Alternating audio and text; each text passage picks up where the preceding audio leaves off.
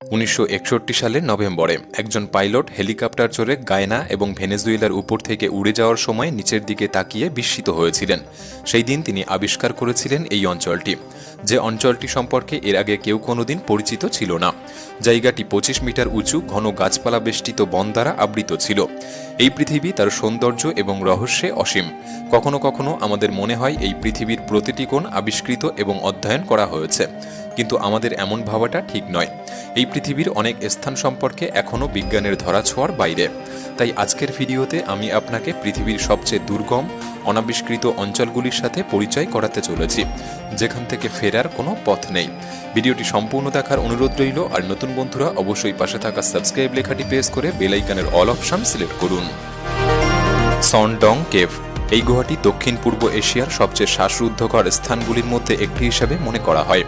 এই অঞ্চলটি ভিয়েতনাম কোয়াংবিন প্রদেশের ফং না কেবাং জাতীয় উদ্যানের মধ্যে অবস্থিত।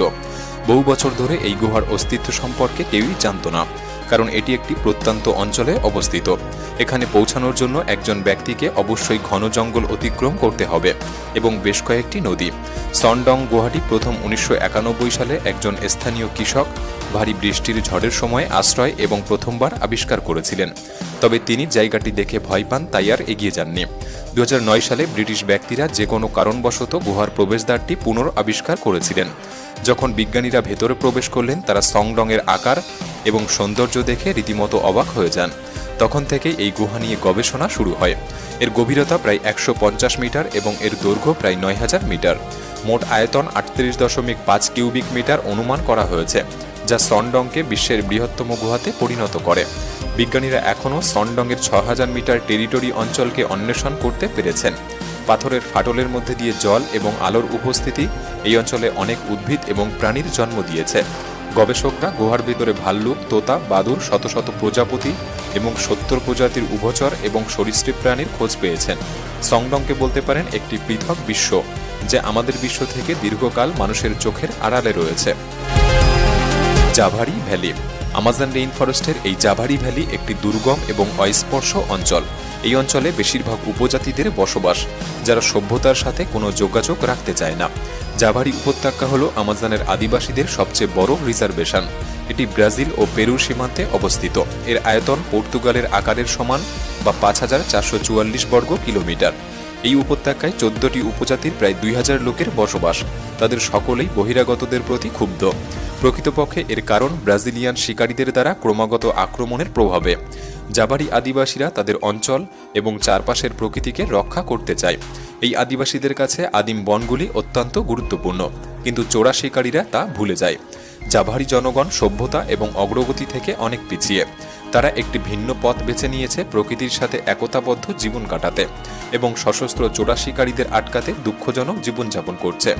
যদিও উপজাতিগুলি ব্রাজিলিয়ান কর্তৃপক্ষ দ্বারা সুরক্ষিত, কিন্তু চোরা শিকারীরা এখনও তাদের অঞ্চলে ক্রমাগত আক্রমণ চালিয়ে যাচ্ছে এবং জাভারিরা তাদের শিকারে বাধা দিলে তাদেরকে হত্যা করা হচ্ছে। Danakil depression. এই শান্তিময় পৃথিবীতে ডানাকিল ডিপ্রেশনকে আপনি নরকের সাথে তুলনা করতে পারেন। ডানাকিল ইথিওপিয়ার উত্তর পূর্বে ডানাকিল নামের মরুভূমিতে অবস্থিত। এই ভূখণ্ডগুলির প্রাকৃতিক দৃশ্য তাদের স্বতন্ত্রতা, বিভিন্ন শেডের লবণের স্তূপ, সালফিউরিক গিজার এবং আগ্নেয়গিরির গর্তে বুদবুদ লাভারদ দ্বারা মুগ্ধ করে।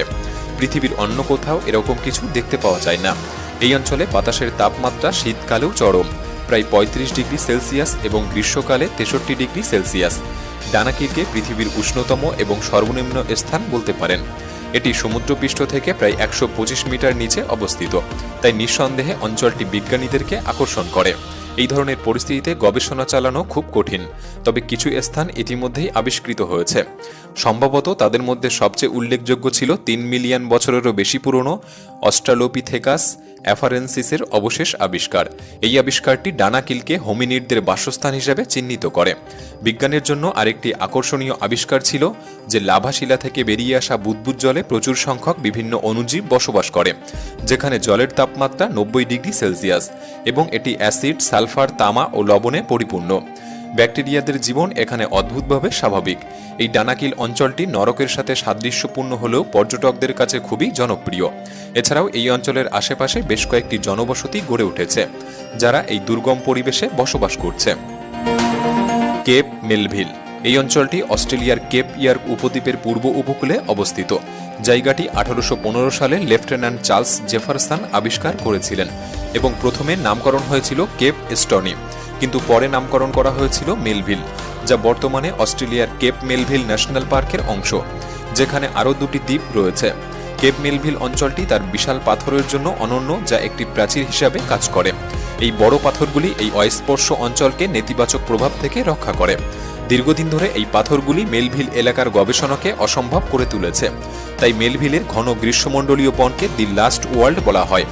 2013 সালে জেমস কুক ইউনিভার্সিটির বিজ্ঞানীরা ন্যাশনাল জিওগ্রাফিকের একটি দলের সাথে কেপের চূড়ায় একটি অভিযান চালিয়েছিলেন। গবেষকরা মেলভিলের বনে প্রবেশ করার সাথে সাথে স্থানীয় বাসিন্দাদের একটি নতুন অনাবিষ্কৃত জগৎ আবিষ্কার করেছিলেন। বিজ্ঞানীরা বলেছিলেন যে তারা মেলভিলে যে আবিষ্কারগুলি করেছিলেন তা রীতিমতো অবাক করার মতো ছিল। তারা উদ্ভিদ এবং প্রাণীর সম্পূর্ণ নতুন প্রজাতি আবিষ্কার করেছিলেন। প্রথম আবিষ্কারটি ছিল একটি অস্বাভাবিক গেকো, যার দৈর্ঘ্য 20 সেন্টিমিটার, একটি দীর্ঘ পাতলা শরীর এবং বড় চোখ।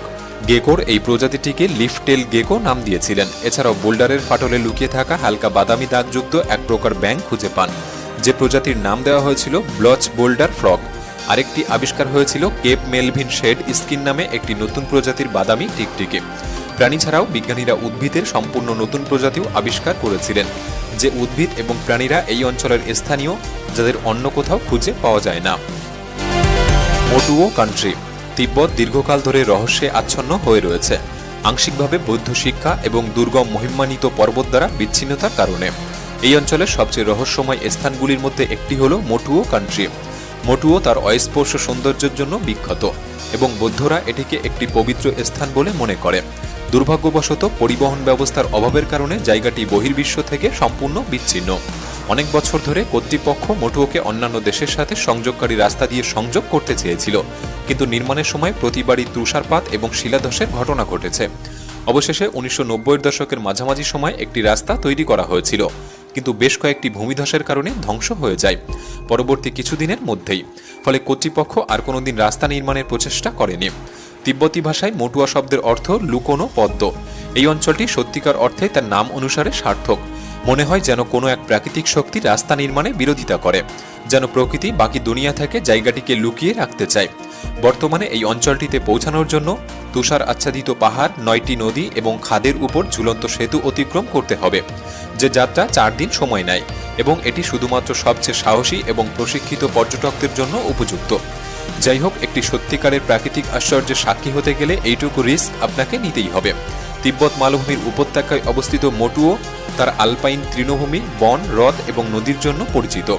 কঠিন বরফে ঢাকা পাহাড়ের মাঝে এই জায়গাটিকে একটি সত্যিকারের সবুজ মরুদ্যানের মতো মনে হয়, যা মানুষের হৃদয়ে শান্তি এবং প্রশান্তির আগমন ঘটায়। সারিসারিনামা কেভ। গায়না এবং ভেনেজুয়েলার দক্ষিণে সমতল চূড়াসহ শত শত উঁচু পর্বতমালার মধ্যে সারিসারিনামা প্রাচীনতম।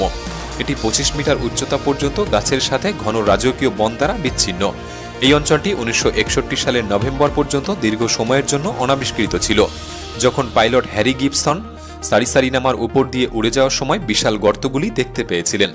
তার আবিষ্কার বিজ্ঞানীদের আগ্রহকে আরও জাগিয়ে তুলেছিল, কিন্তু এই সিঙ্কহোলগুলি অন্বেষণ করার জন্য জঙ্গলে প্রবেশ করা অত্যন্ত চ্যালেঞ্জিং ছিল।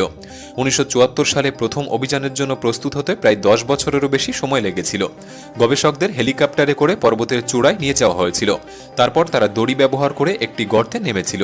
প্রাথমিকভাবে নিচে একটি হ্রদ খুঁজে পাওয়ার আশা করা হয়েছিল, কিন্তু সেখানে কিছুই ছিল না এবং দুর্ভাগ্যবশত দলটি তাদের গবেষণা শেষ হওয়ার পর এই গুহা থেকে উঠতে পারেনি। পরবর্তীতে বহু গাছপালা সাফ করে হেলিকপ্টার দ্বারা ওই স্থান থেকে উদ্ধার করা হয়।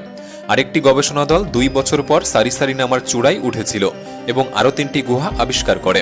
আসলে এই বিশাল শৃঙ্খলের জন্য পর্বত আরোহণ একদমই মুশকিল, এবং এর থেকেও বেশি মুশকিল এখানকার কল্প কাহিনীর জন্য।